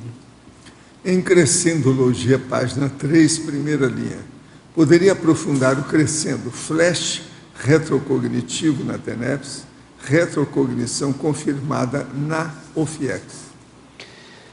É um processo lógico, né? Se a gente tem alguns flashes, se a TENEPS possibilita esses encontros, para-encontros, essas assistências, muitas vezes de modo ainda muito incipiente, de modo indireto, de modo, às vezes, tendo no amparador a peça-chave ali desse processo, desse cotejo, na OFIEX, o tenepsista passa a ser mais protagonista, quer dizer, ele vira um ofexista, que significa que ele está mais à frente desse processo assistencial, de igual para igual com as consciex. Então, aquilo que para ele ainda era, como a gente coloca aí na exemplologia, um processo de impressão, uma condição de flash, isso começa a se confirmar mais, porque você vai encontrar consciex, né, tete a tete, e você vai ter tende a ter aquela retrocognição, aquela lembrança em bloco, até para você poder se localizar e ajudar mais essa personalidade. Então, essas retrocognições naturalmente tendem a se manifestar de modo mais frequente na OFIEX, né? Em Interdisciplinologia, página 5, poderia comentar o item 7, parapsicometrologia? Item 7. O contato físico com os pedidos escritos de ajuda, aflorando possíveis retrosinapses recentes, intermissivas ou ainda mais antigas, através da clarividência. Então, essa também é uma possibilidade. Muitas vezes você está acostumado a receber vários pedidos de ajuda, mas pode ocorrer que, em determinado caso, quando você pega, você tem esse flash, essa visão panorâmica, essa clarividência, essa visão remota, essa visão à distância, e você pode ver essa personalidade. Se isso acontece, aí a gente tem como hipótese de que um dos motivos pelos quais isso foi possível de ocorrer é porque existe uma raiz maior envolvendo, no caso, o tenepsista e esse assistido. Isso deve vir do passado. Então, é como se fosse um reencontro. Então, é para a gente olhar com outros olhos para esses assistidos ou essas personalidades que nos pedem ajuda, ou que chegam até nós através dos pedidos, e que, de algum modo, tem alguma manifestação parapsíquica mais evidente. A gente está exemplificando aí com a clarividência, mas seja ela qual for. Às vezes um banho energético, às vezes um processo de telepatia, seja lá qual for, porque às vezes o amparador quer que você vinque que essa assistência ela é diferenciada no sentido de fazer parte de uma pessoa mais íntima, mais próxima de você. No verbete do DAC, página 32, em adendo, Cosmovisiologia, poderia comentar o processo de acompanhar ou perceber melhor os assistidos de tabela? Você, na vida metafísica, acha que só ajuda as pessoas diretamente? Você acendeu uma luz na escuridão, a pessoa vê a quilômetros de distância. Se você ajuda uma pessoa na família, está ajudando legiões de consciência ali envolvidas. O universo da interassistencialidade é complexo e multifacetado. Existe sempre, ao mesmo tempo, a intrafisicologia acoplada à extrafisicologia. Então, você veja, quando você está ajudando alguém, na verdade, você está, através daquele alguém, está sendo polarizado, e a reverberação daquela ajuda em todos aqueles que têm contato com aquela consciência. Nós todos temos milhões de consciências no nosso grupo evolutivo. E tem aqueles com passageiros evolutivos mais chegados, mais íntimos. Então, esses recebem todo o processo de ajuda conjuntamente com aquela pessoa. Todo mundo é assim. Então, pense no processo da irradiação das suas energias, favorecendo outras pessoas. Sempre é assim. Professor, é possível fazer arco voltaico em alguém à distância? Sim. Seria anticosmoético tentar remover à distância os pensamentos de vício de alguns parentes sem eles saberem? Não. Isso aí, o que é duro é você fazer isso e ter resultado. É preciso de ter muita força do seu lado para você conseguir isso. Mas tudo é possível. Pedro. O processo é insistir. Pedro, aqui. Você mencionou agora há pouco o aspecto de que a pessoa praticante ficou um ano pensando a respeito do assistido, eu compreendi bem? Você pode explicar um pouquinho mais? Se eu entendi, você perguntou como o tenepsista avalia o processo do... É que você mencionou, eu cheguei agora há pouco e você estava se referindo a... Ah, tá. A gente fez uma analogia, na realidade, com uma contabilidade que existe no manual da TENEP. Se você contar ao longo do tempo, por exemplo, de um ano, a pessoa passa ali 50 minutos exteriorizando. Lá, o professor Valdo, para ficar a conta redonda, ele coloca 300 dias no ano, com 50 minutos. Você vai fazendo essas contas, então, ao longo de 10 anos, pelo tempo, significa que a pessoa ficou 3 meses e meio só pensando nas outras, só fazendo a TENEPS, entende? Então, desses 10 anos, 3 meses e meio. De 40 anos, é um ano inteiro, entende? Então, se a gente pensar que essa vida humana, há uma predominância do contrário, né, do processo mais belicista, capitalista, do processo mais nosográfico, o que a gente está aprendendo a fazer é uma contraposição a isso. E o que significa isso na prática? A pessoa está fazendo isso e está vincando na própria holomemória, no próprio paracérebro. Então, ela vai tendo moral e know-how para que ela possa fazer frente a essa condição. No início, o processo é muito introspectivo, só ela no quarto, ela, vamos dizer assim, com um amparador, fazendo ali até um processo de anonimato. Mas a tendência natural é que ela vá, até pegando o gancho ali na escala, ela sai do tenepsismo, que é 25%, vai caminhando para o epicentrismo, ou seja, ela vira uma líder, onde quer que ela vá, as pessoas começam a percebê-la pela força presencial, enfim, caminha para a desperticidade. Então, aquilo que era uma condição ainda de aprendiz, de assistente, ainda indoors, tende a se tornar mais ostensivo, mais para fora. Ao verbetógrafo. Neste ano, nos meses de julho a outubro, observei que durante a TENEPS os movimentos cessaram e passei a ficar em estado de imobilidade extrema. Percebia jatos de energia saindo. A exteriorização era em ondas e constantes. A ideia que me vinha era que a experiência era um treino de imobilidade. Após o SCP-2 em Natal, os movimentos voltaram, por vezes intensos. Esse tipo de ocorrência, imobilidade física, teria alguma correlação com a mudança de amparador? Seria um trem de interconfiança com o amparador? Maneira de trabalhar o meu temperamento? Eu vejo que sim, principalmente se você tiver um temperamento mais, ao contrário, né, mais agitado, mais ansioso, eles podem estar tentando te dar um sossega-leão para você atrapalhar menos no processo da TENEPS. Aí tem que ver quanto tempo você faz a TENEPS, se você é bom ou é boa em passividade, alerta. Pode ser que eles estejam tentando aprofundar a semipossessão benigna. Eu não veria só a partir disso uma mudança de amparador. Eu acho que pode ser uma intensificação dessa sincronia, né, ou desse acoplamento mais profundo com o amparador, mas acho que precisa de mais dados aí para avaliar. Estivemos no CEEC no mês de novembro do ano passado. Na oportunidade, minha tia deixou de fumar por um período de mais de 40 dias. Contudo, voltando para casa, fora do rolo pensando dessa instituição, recaiu e voltou a fumar novamente.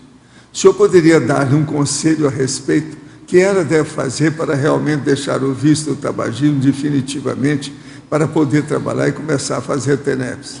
Ela está querendo voltar novamente aí para conseguir parar de fumar. O que o senhor acha disso?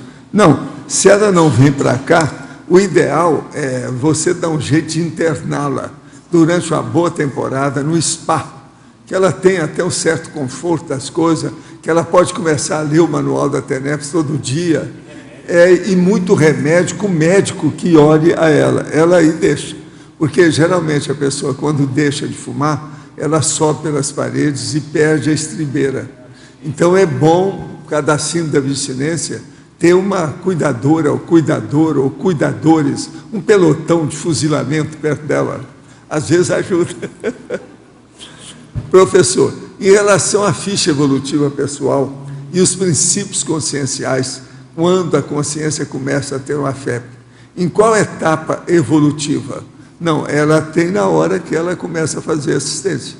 Se ela já é mini peça do mecanismo assistencial, ela tem já a FEP.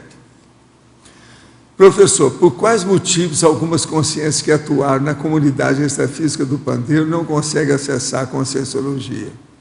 Uai, isso aí é porque tiveram algum tropeço, algum contratempo extrafísico, alguma coisa. E também, se foi com sim, é devido que estava enrolado com a própria vida, uma coisa mais do que natural. Agora, já tem muita gente chegando aqui. Eu já vi gente que tem chegado, que eu não falei que teve no Pandeiro, mas eu sei, tinha certeza absoluta, pelo jeitão, entendeu? O que a pessoa faz, a situação toda, você acaba vendo. Mas tem uns que eu nem falo como é que é. E como se dá esse processo de consciência, acessar os conhecimentos conscienciológicos? Através da melhoria dos fenômenos parapsíquicos, da memória e tudo mais. Quem está perguntando é o Tadson, esse que passou aqui esses dias aí, que gosta de falar. Companheiro, endireita o corpo e vamos em frente. Viva a Fortaleza. Tem cuidado com isso aí. Professor Pedro, iniciei a TENEPS no dia 7 de janeiro, agora. O acoplamento tem durado mais de 50 minutos, em média 2 horas. No início fiquei preocupado e programei por 2 vezes o relógio para despertar após 1h10. Mas o relógio não tocou. O se tocou, não ouvi. Gostaria de saber se há algum problema em trabalhar mais de 50 minutos. Observação, não tive ressaca nenhum dia. Eu vejo que você está muito no começo, tudo é experiência, vai fazendo as experiências. Não é o habitual, não é o ideal. Isso mostra que ela não estava muito preparada para fazer a TENEPS, eu estou ajustando agora. É isso que eu ia falar, eles estão te dando uma geral. Ajuste posterior. Mas não é o habitual isso aí. Professor, já li muito sobre gnose samaliana, gnose de Samael Auer. Segundo os gnósticos, amuletos, por exemplo, o pentagrama e conjurações, pode ser usado como forma de proteção psíquica. Olha, isso tudo é muleta, bobagem. O mantra Klim teria o efeito de criar um pentagrama no astral, desencadeando a corrente energética contra o assediador. Amuletos e conjurações podem mesmo servir como proteção contra ataques psíquicos. Olha, eles geralmente fazem isso para que o assediador vá em frente do cara. Então vai devagar com isso, porque nunca a gente sabe se é um guia cego, se é gente boa. Então vai devagar. O problema todo é o seguinte: confie mais nos seus pensenes, que tem a energia, quer dizer, confie mais nas suas energias, é a melhor coisa que você pode fazer. Agora, ó, deixa essas muletas, que isso aí não é o ideal, não. Está tudo superado, nós não precisamos disso. Tenha confiança em você. Autossuficiência, autoconfiança, determinação. Isso é mais importante que tudo quanto é fórmula, símbolo e muletaria que tem por aí. Professor Valdo, no dicionário aqui na página 31, você poderia ampliar ali o parágrafo interassistenciologia no argumentário? Na hora em que você fala uma palavra digna numa encruzilhada da vida da outra pessoa, você já está fazendo assistência a partir das interlocuções mais sábias.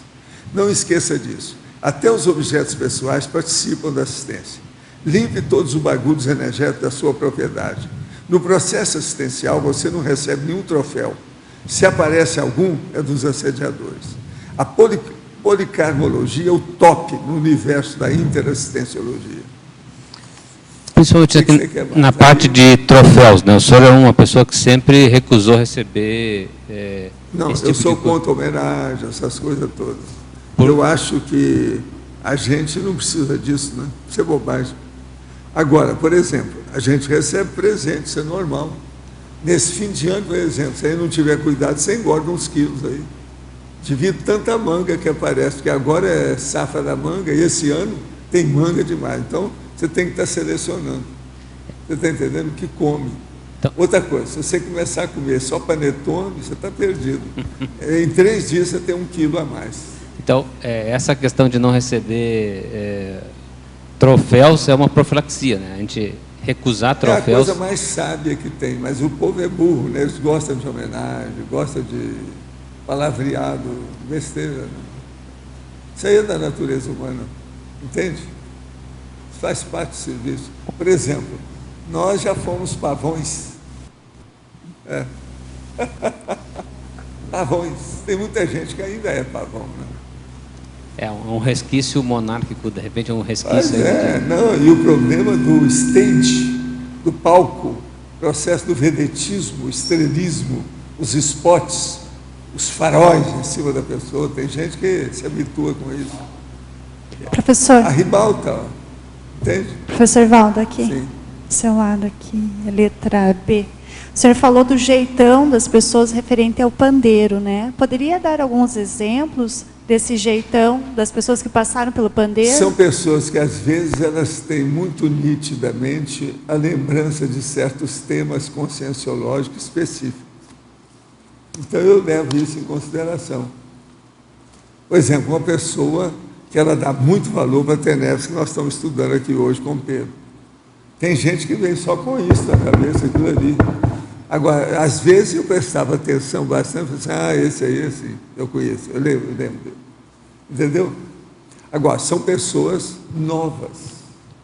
Você está entendendo? Que alguns são novos. Então, tem gente que eu vi lá como consciente. Raros eu vi como consciente. A maioria que eu vi como consciente, porque a gente também ajudava a sair do corpo, contar o mal, aquela coisa toda. Agora, o que eu vejo mais é a nova geração que esteve lá quando era consciente. Mas como diferenciar se a pessoa fixou o tema da TENEPS, né, como exemplo, no curso intermissivo ou no pandeiro? Qual que é essa diferença? Não, o pandeiro é porque vincou a pessoa, marcou, passou o ferro em brada.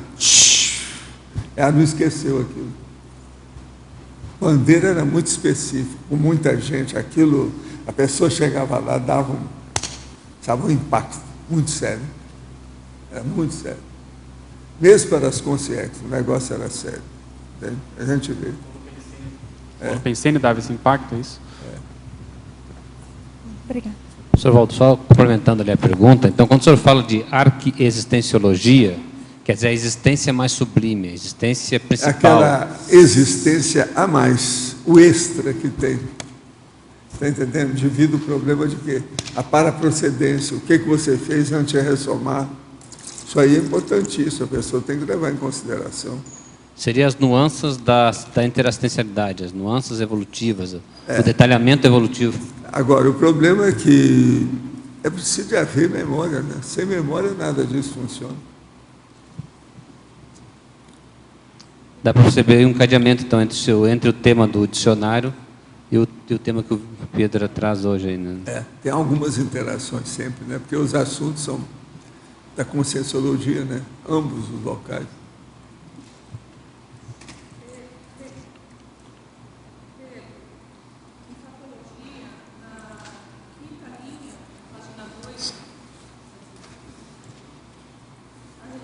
Memória na interassistenciologia. O papel decisivo na TENEPS na aquisição do megacomplexo. Você pode aprofundar, por gentileza? Posso. Essa condição da memória, o Soval estava acabando de comentar, né? Esses encontros que a gente tem, se a gente puder guardar, né, as personalidades, eu acho que isso é muito sério, porque, em geral, como ninguém perde ninguém, nós vamos reencontrar essas pessoas. E o modo de como foi o resultado desse encontro é que, às vezes, fica fixado. Então, eu até proponho isso no verbete como se fosse uma espécie de teoria que eu estou chamando de gazua holomnemônica, ou seja, a chave da holomemória é quando a gente, primeiro, tem uma memória satisfatória, memória positiva, mas você começa a usar a memória a favor da assistência.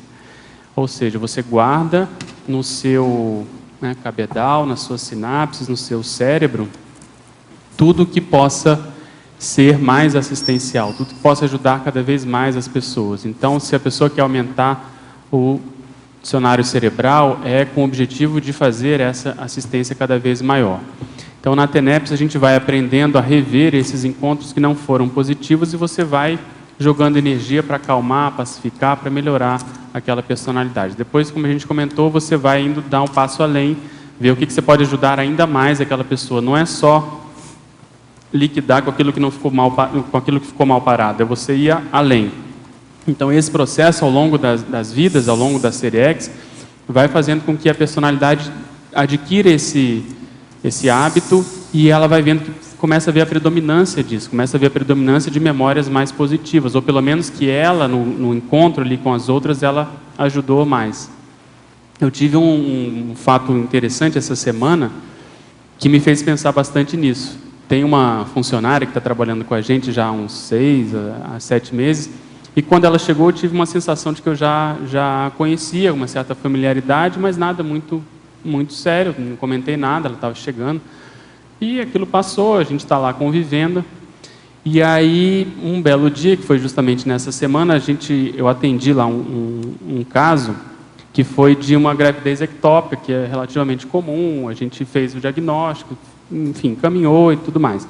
E aí essa moça que está lá atendendo junto com a gente, está nos ajudando, que é auxiliar, ela comentou, eu há 9 anos eu vim aqui com o mesmo diagnóstico e foi o senhor que fez o diagnóstico, o senhor foi lá no quarto, e o tratamento que o senhor deu foi diferenciado, e aí que eu fui localizar na minha memória de onde que eu a conhecia. E ela foi falando, eu fui lembrando, porque eu fiquei muito preocupado, porque ela chegou num plantão, o médico meio que não colocou muita firmeza no diagnóstico, ela já tinha um abscesso, enfim, um caso meio complicado, que eu fiquei preocupado daquilo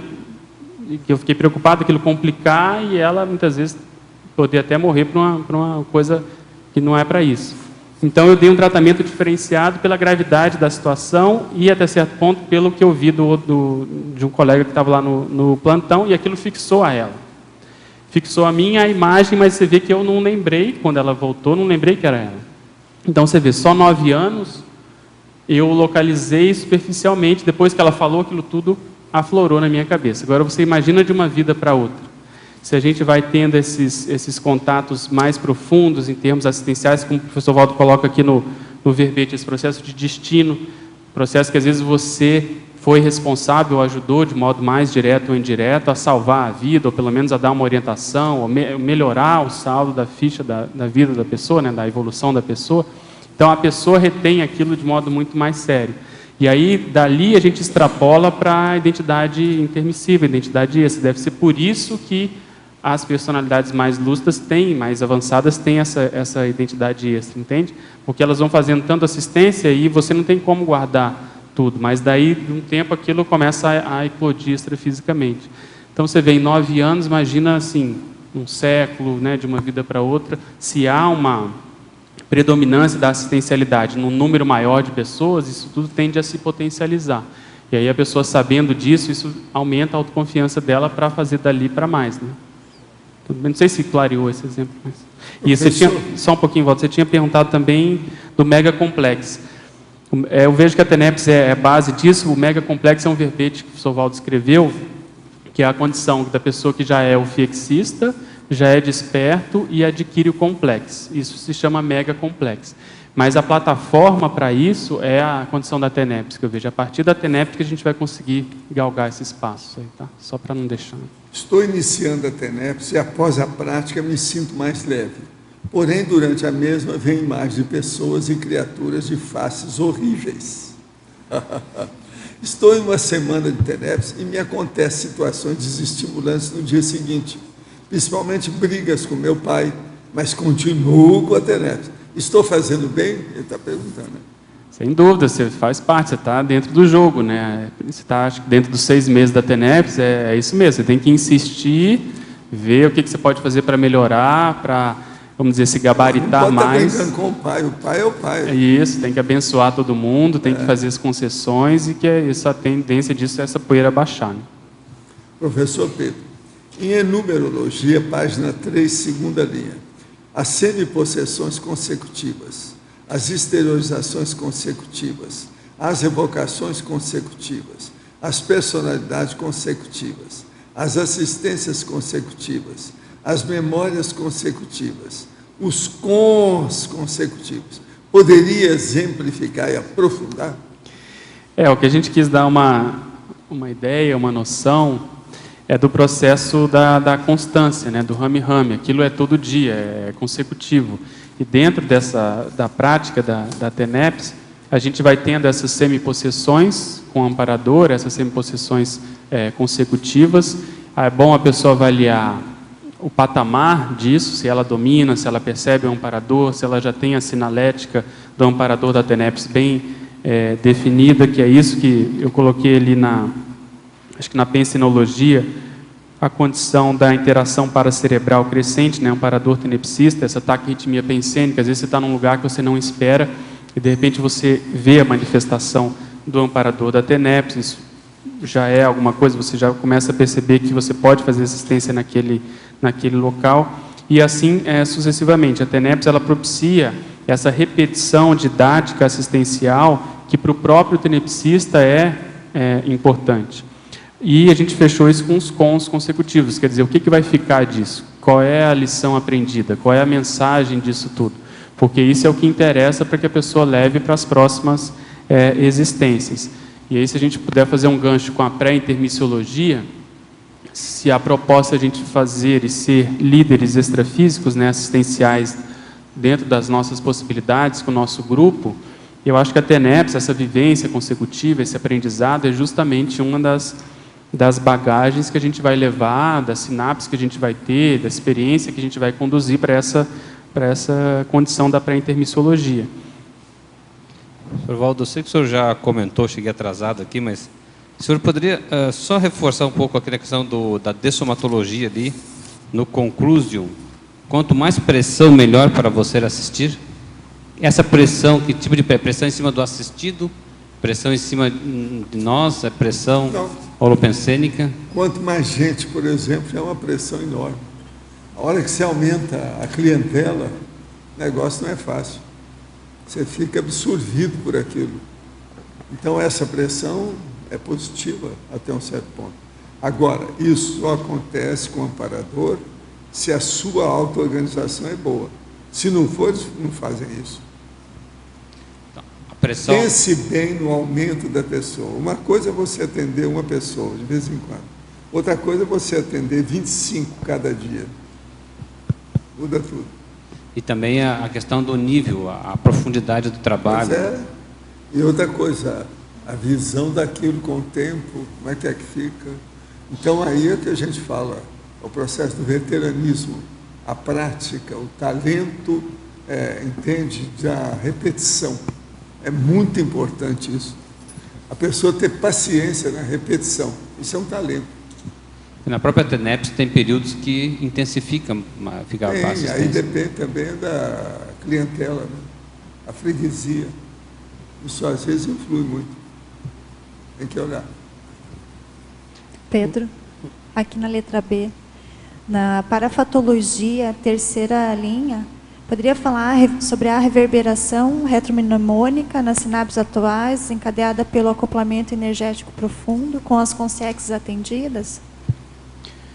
Sim, é como o professor Val estava comentando, depende da clientela, né, extrafísica. Então, uma coisa é a gente atender aquelas personalidades que às vezes são coadjuvantes, são mais periféricas, são mais, vamos dizer, distantes da nossa convivência recente. Outra coisa é você atender aquele assediador mais presente, mais ostensivo, mais constante, sei lá o quê. Então, às vezes, uma assistência a uma personalidade dessa vale por muitas outras. Por quê? Porque justamente ele representa um grupo maior. E se você tem esse rapport maior, seja nesse caso mais nosográfico de atender o assediador, ou seja, com o próprio amparador, se há uma raiz de convivência mais forte, a tendência natural é isso poder virar, ou poder eclodir, poder se manifestar através de uma retrocognição, entende? Então, a retrocognição, eu vejo que tem muita coisa que a gente pode tentar desencadear, mas deve ter também um percentual de processo até certo ponto espontâneo, natural, que faz parte daquele encontro, daquela convivência, entendeu? Então, a TENEPS, como ela não é ainda tete a tete, ela pode ter como, vamos dizer assim, uma rebarba do processo, a manifestação de uma imagem, de um flash, de uma ideia, ou de uma emoção que você não tem há muito tempo, desencadeada pela presença dessa consciência específica. Pedro, quando essa informação vem, essa imagem, porque vem uma informação pequena, não é completa, você não consegue compreender o todo, como que você faz com essa informação? Eu não ligo, sinceramente eu anoto e deixo aquilo, faço os meus questionamentos na hora, tento, daquilo que eu já sei, fazer alguma elucubração, alguma, hipotetizar em cima e deixo aquilo lá. Muitas vezes, como eu comentei, às vezes 9 anos depois você vai conseguir entender mais daquela manifestação. Então, muitas vezes uma informação que vem devido ao padrão da consciência traz informações das suas retrovidas, né? Sem dúvida. Não seria algo da pessoa, porque a sensação que dá é que você se identifica com aquele evento que isso, veio de informação. aquilo é familiar para você, aí você tem que classificar.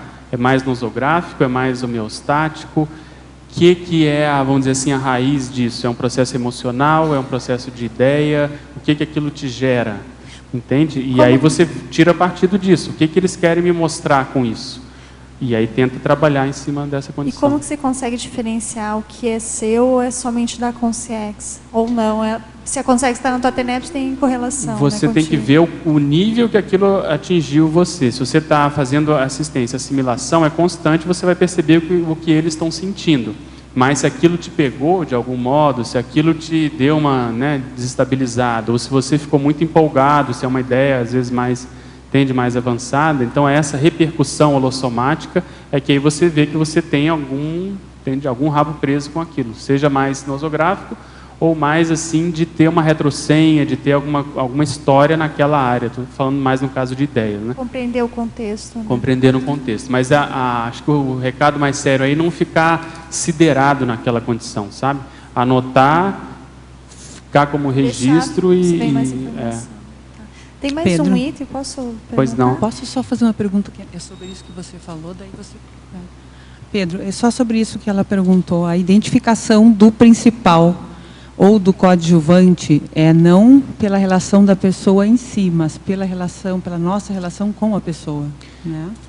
Isso, nesse sentido que eu dei o exemplo, é uma pessoa que é muito próxima a você ou uma pessoa mais distante dentro do processo assistencial?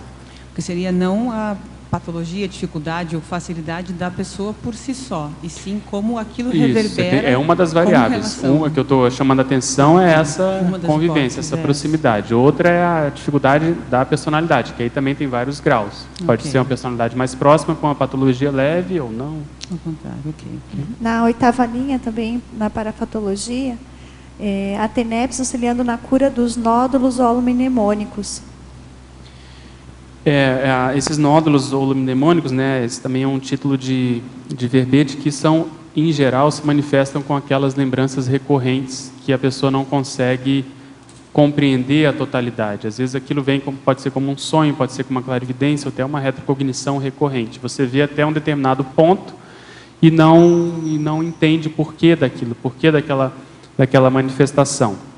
E na TENEPS, muitas vezes, você vai, através do amparador, ele vai te dar ideias para você fazer a amarração podem entender o porquê disso, ou ali ele vai conseguir fazer com que você tenha uma visão de conjunto maior, através de uma retrocognição, ou através de uma informação, de um fenômeno qualquer, mas vai fazer com que você limpe aquele processo sináptico que ficou mal parado por algum motivo e por isso ele se manifesta como um processo recorrente. É como se fosse uma coisa que não foi digerida pelo holossoma, aquilo tende a voltar espontaneamente. Então, como a gente estava comentando, existem coisas que se manifestam assim, tanto positivas, às vezes aquilo foi positivo, gerou uma emoção e a pessoa vincou essa emoção e fica recorrendo, mas o mais comum são condições traumáticas, né?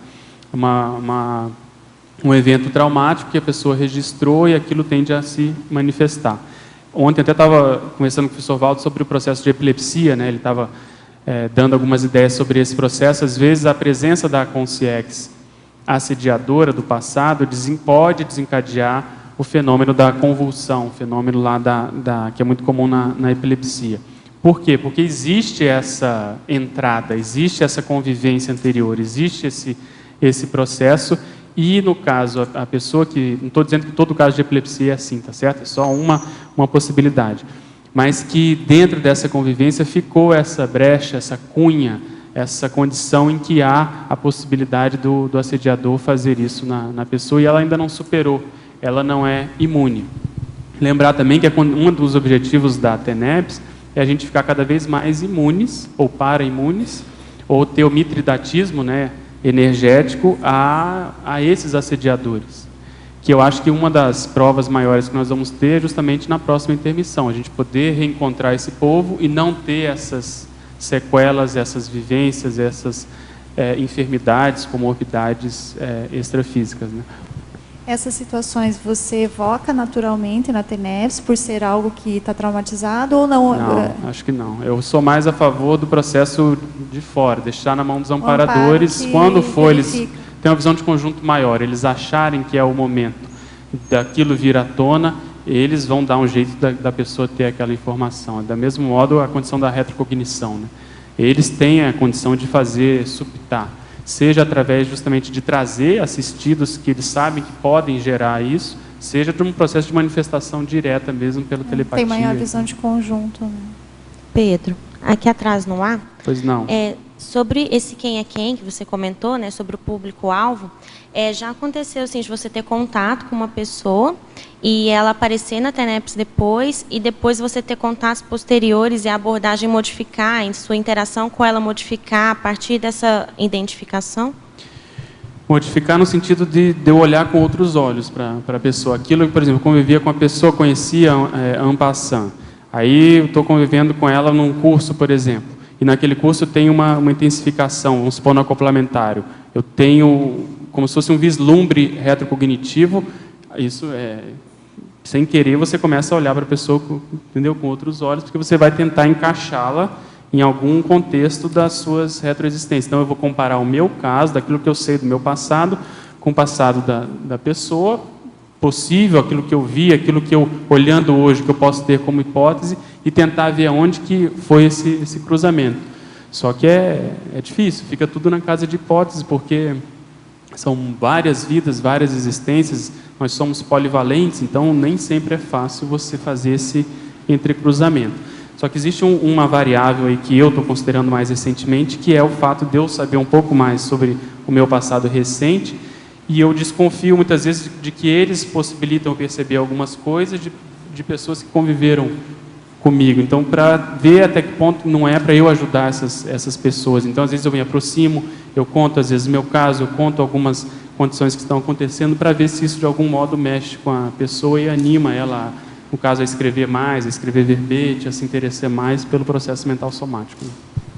Pedro, Alzira aqui no ar. Pois não. Pedro, você, aqui no verbete, você fala muito de memória, né?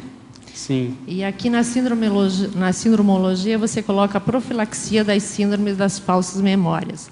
Você, na sua prática, você tem alguma casuística que você percebeu essa questão de falsa memória? Não, a gente, em geral, o que eu fico de olho, você está perguntando a minha casuística, é quando eu estou mais cansado. Se eu estou cansado, se eu dei plantão, se eu estou mais assim, quase beirando a fadiga, eu não dou muita importância para essas manifestações, às vezes, que possam ocorrer, porque existe essa variável do cansaço. Uma das principais causas dessas falsas memórias é justamente a falta de sono, né? Então, hoje em dia eu estou mais tranquilo, mas quando eu era mais assim, tinha uma vida mais atribulada ainda, mais isso, ficava mais cansado, a tendência disso era ocorrer mais, então eu ficava mais de olho aberto para eu não me deixar me envolver com essa condição. Tudo bem? Tá ótimo, obrigada. Pedro, na página 5, ali na Ovexologia, você já comentou aquele Mega Pensene? Não, ainda não. Você poderia ampliar no sentido de assistenciologia, interassistenciologia versus retrocognição ou parapsiquismo também, em cima disso? O que eu vejo é o seguinte, uma coisa tem relação com a outra. O que a gente comentou é que quanto mais a gente amadurece, e aí no caso, né, a holomaturidade envolvendo o processo holossomático, o processo emocional, o processo mental somático também, mais há uma tendência da gente acessar o próprio passado, porque a gente tem estrutura para isso. Então, se por outro lado, a pessoa está tendo mais acessos ao passado, significa que ela está tendo mais maturidade. Então, uma coisa eu acho que caminha junto com a outra. E por que isso tem que ocorrer? Qual que é a hipótese? A hipótese é que nós temos um teto. Se a gente não tem informação, a gente vai atender, vai assistir até um determinado nível. É igual na medicina. Se a pessoa conhece, vamos supor, poucas doenças, ela vai ter aquele universo restrito para poder ajudar. Chega um doente com uma doença que ele nunca viu, ele não vai ajudar aquela pessoa. Ele pode até encaminhar, pode fazer o que ele puder, mas não vai resolver o problema. Se a gente aumenta o universo de cognição, e aí entram as retrocognições, a tendência é a pessoa se qualificar mais para ajudar mais as outras. Né? Essa questão parece ser tanto alto quanto hétero também. O amparo também, de certa forma, apoia para que você possa ter mais parapsiquismo, porque esse parapsiquismo vai te ajudar mais. Eu acho totalmente. Eu acho que quando eles devem ter algumas variáveis, alguns pontos de avaliação que eles vão acompanhando para chegar a um determinado momento e falar, não, ele já está na hora dele, pelo menos, ter acesso a algum nível de informação para ele poder, enfim, caminhar mais, para poder correr atrás do lucro, como se fala, né? Tirar o prejuízo e assim sucessivamente. Eu acho que é por aí. O professor Valdo geralmente comenta aí que quer desenvolver o parapsiquismo, desenvolva a interassistencialidade antes, né? Então que tem tudo a ver com isso. Pelo tudo que eu percebi, hoje até eu tive uma manifestação de um parafenômeno assim, inusual para mim, e que o cotejo que eu estou fazendo é que o professor Valdo depois comentou que existe uma amparadora, né, me ajudando. E eu fiz um cotejo na minha adolescência eu tinha projeções de uma amparadora, como ele escreveu, mais loira e tal, que me tirava do corpo e me fez algumas assistências, alguns esclarecimentos. Então eu fico pensando, será que é a mesma personalidade? Isso tem quase, sei lá, mais de 20 anos. Então você vê que eles têm um nível de visão de conjunto que a gente não tem. Eles têm pelo menos um percentual maior da nossa ficha, né, maior do que a gente está tendo aqui. Então, a possibilidade de ajuda é muito maior. Então, isso também é uma das coisas que eu acho que a gente vai ter quando a gente tiver de psicossoma e for fazer essas assistências na baratrosfera, nós também vamos ter um número maior de variáveis. Então, isso também vai gerar autoconfiança para a gente poder fazer essas assistências, entendeu? Então, eu parto desse princípio. Eu acho que a gente caminhando na assistência, eles vão dando esses extras, né, esses extrapolacionismos. Mas se a gente foca nesse processo, a tendência é parar. Se a pessoa fica vidrada só em querer saber, a tendência é eles tirarem o time de campo. Né? Ok.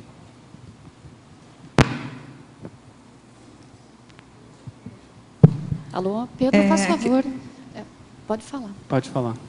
Aqui na página 5, no gatilho, eu queria que você aprofundasse ou ampliasse essa última frase, que é retrocognição. Exige mega abnegação. Abnegação, né? É o que a gente estava comentando até com a Adélio, né? Hoje de manhã também a gente comentou isso. Esses fenômenos mais ostensivos, a tendência deles serem mais sutis, mais discretos, eles vêm quando a pessoa menos espera. Então, acho que essa abnegação, que aí eu estou querendo sintetizar o processo assistencial, daquilo que você não está, às vezes, esperando, vem como um bônus, vem como algo a mais, isso tende a acontecer em função justamente dessa postura. E se a pessoa, então, que é a base da TENEPS que a gente está comentando aí, se ela se propõe a, de fato, rever todas aquelas personalidades com as quais ela não se dá ou não se dava bem, de fato, querer atender essas pessoas ainda hoje, e, vamos dizer, fazer esforço, e os amparadores estão acompanhando, a pessoa fazer reciclagem, ela tentar ajudar essas pessoas, ela tentar fazer concessão, ela ter uma visão de conjunto maior do processo evolutivo, que se ela não fizer agora, ela vai ter que fazer depois, enfim. Acho que todo esse processo sincero tende a ter essa repercussão, seja pela via dos amparadores, seja pela própria pessoa. A parafisiologia vai gerar isso. Então, quando a pessoa, às vezes, vai encarar, vai chegar mais próximo dessas personalidades que ela tem dificuldade, ela pode ser surpreendida por um fenômeno desse de retrocognição, que ela vai compreender a dificuldade daquela pessoa com um ponto de vista maior, né, com a cosmovisão maior. Pedro, faz favor na página 3. Enumerologia. Desculpa, efeitologia. Página 3, efeitologia. Na terceira linha, você pode citar algum dos efeitos paragenéticos? Eu cheguei atrasada, não sei se você já não falou. Não, os efeitos paragenéticos provenientes da doação energética diária. É o que a gente está comentando aqui, que até aí na enumerologia, a gente comentou do processo consecutivo. Então, a TENEPS a gente vai exteriorizando consecutivamente, a gente vai evocando o tempo todo, a gente vai trabalhando com as energias, a gente vai fazendo o processo assistencial. A tendência disso, pelo fato de a gente estar num corpo humano mais denso, nessa dimensão intrafísica, isso vai vincando para o cérebro. Então, com o tempo, ao sair dessa vida, se a pessoa saiu bem, se ela for um tenepsista veterano, se ela tem algum traquejo assistencial do ponto de vista parapsíquico, a tendência é que a paragenética dela vá ter mais, vamos dizer assim, tenha mais isso, né? Tenha seja mais impressa com esse tipo de manifestação. Então, num próximo corpo, principalmente depois dessa próxima intermissão, a tendência disso acontecer mais precocemente, ou de um modo, até certo ponto, mais lúcido, que ela tenha mais condições de entender aquilo que está se manifestando com ela. Então, por isso que eu vejo que há esse efeito paragenético proveniente da doação energética diária. Ela vai ficando habituada a fazer isso. 4, voltando um pouquinho na sindromologia, você poderia estender um pouquinho o conceito do combate à síndrome da pré-derrota? A pré-derrota, essa síndrome é um verbete da professora Mi, que ela fala justamente o seguinte: a pessoa que já vai muitas vezes para um determinado trabalho, tarefa, assistência, às vezes com essa condição de pré-derrotada, às vezes não precisa do assediador, ela mesma já é o próprio assediador, porque ela já puxa o próprio tapete. Então, se a pessoa tem uma autoestima muito baixa, se ela tem algum trauma, alguma condição que de algum modo a deixa vulnerável aos assediadores, então é preciso dela liquidar com essa condição, para justamente ela poder fazer parte do time de amparadores. Não adianta a gente ir, é como o Sr. Valdo comenta, no processo de poltergeist, que você precisa fazer um desassédio maior, e a pessoa que você leva, ela acaba se tornando um dos assediadores, porque ela se sente com culpa, com vítima, com vitimizada, com medo, seja lá com que emoção mais assim primária for. Então, se a gente quer realmente fazer assistência e lidar com esses assediadores, a pessoa precisa ter um mínimo de autoconfiança naquilo que ela tem de bom. Então, daí vem o processo do conscienciograma, dos trafores, dela olhar e ver o que ela está fazendo nessa vida, no currículo que ela tem, que ela possa se espelhar, se pautar por esse currículo e ela utilizar isso para ela ter uma autoestima maior, uma autoconfiança mais assim, forte, mais segura, mais concreta, até ela chegar naquilo que a gente considera mais sério, que é a condição da autossuficiência. Ela não depender mais dos outros e poder fazer assistência a partir dela, principalmente. E aí vem os amparadores para ajudar. Obrigada. Pedro, aqui na Fatologia, página 2, segunda linha, a importância de se lembrar a data de início dos trabalhos tenepexológicos. Você vê que uma questão de cronologia é importante, né? Essa foi a primeira pergunta e talvez seja a última da tertúlia, né? Então, eu acho importante porque a pessoa precisa fazer esse acompanhamento do trabalho tenepsológico, né? E eu coloquei isso aqui porque eu já encontrei algumas pessoas que não se lembram da data que começaram, ou tem assim uma vaga lembrança, acho que foi em 2009, 2010, foi por ali. Então, isso demonstra, sem a pessoa querer, que ela não está levando tão a sério, porque a TENEPS ela precisa de ter esse follow-up. A pessoa precisa de saber, ela já está no estágio da manutenção da TENEPS, que é com os 3 anos, ela já está próximo do estágio mais avançado, que é a partir dos 10 anos, já está perto de uma possível OFIEX, enfim. Eu acho que isso é básico para a manifestação, para o trabalho da TENEPS, né?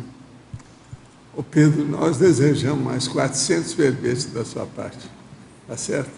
Hoje teve mais de 30 perguntas aí de fora, tá bom? Nossos comerciais, por favor. Obrigada. As pontuações da tertúlia de hoje foram 65 assinaturas no livro de presença, 29 perguntas presenciais, 31 perguntas recebidas online. Hoje temos 5 recados. Tony, autenticidade consciencial. Nazaré, acoplamentário. Bárbara, 40 manobras. Rosa, curso professor Valdo. Daniel, com 5 baia. E antes, os amigos da enciclopédia. Boa tarde. Hoje a gente quer convidar especialmente aos empresários, empreendedores, né, colegas que estão abrindo as suas empresas, os seus negócios, a se tornarem também um amigo, uma empresa amiga da enciclopédia. Nós temos o amigo da enciclopédia, pessoa física, e o amigo da enciclopédia, pessoa jurídica, a empresa amiga da enciclopédia. Nós temos hoje 9 empresas que patrocinam o site das tertúlias, mas há espaço para muitas mais. Então a gente convida vocês a conhecerem esse projeto. O resultado assistencial é enorme e a divulgação da sua empresa também, a repercussão é muito positiva, temos tido muitos retornos sobre isso.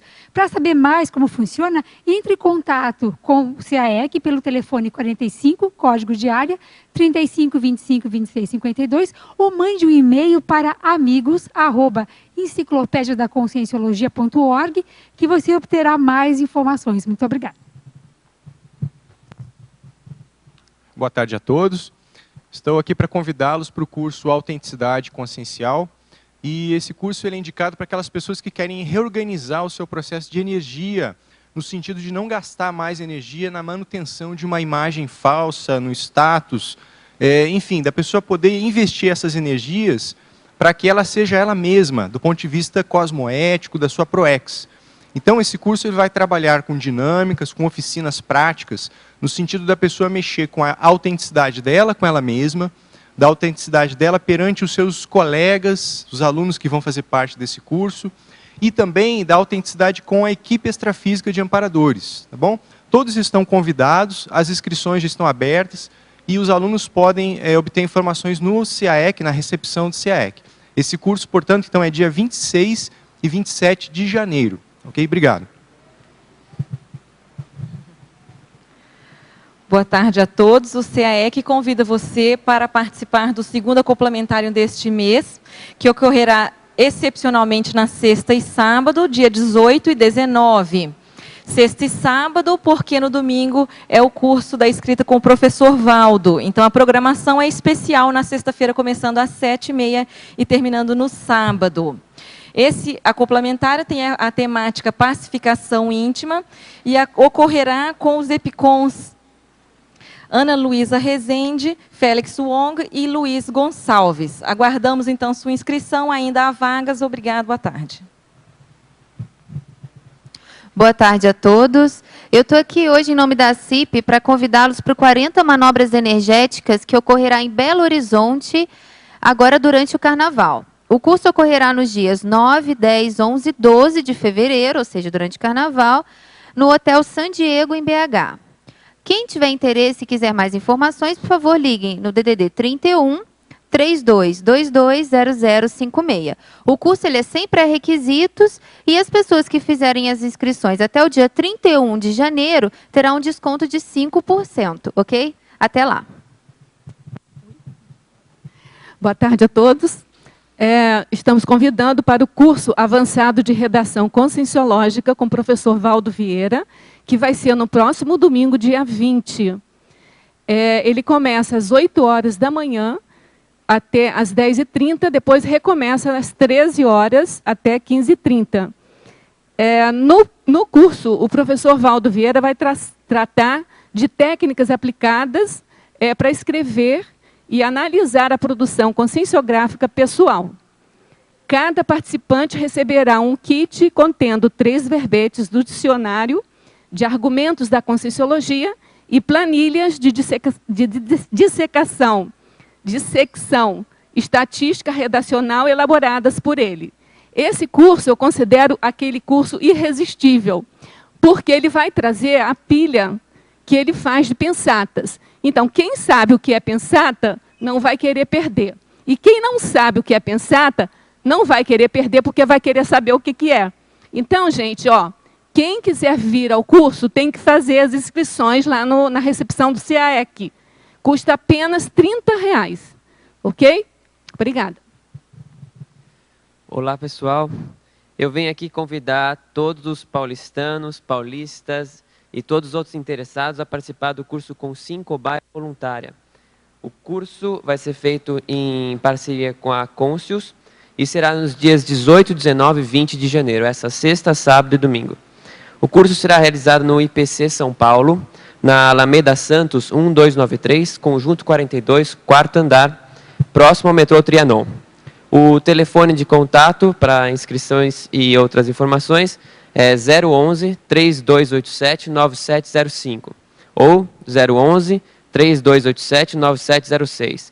O e-mail é saopaulo@iipc.org. Ok, obrigado, boa tarde.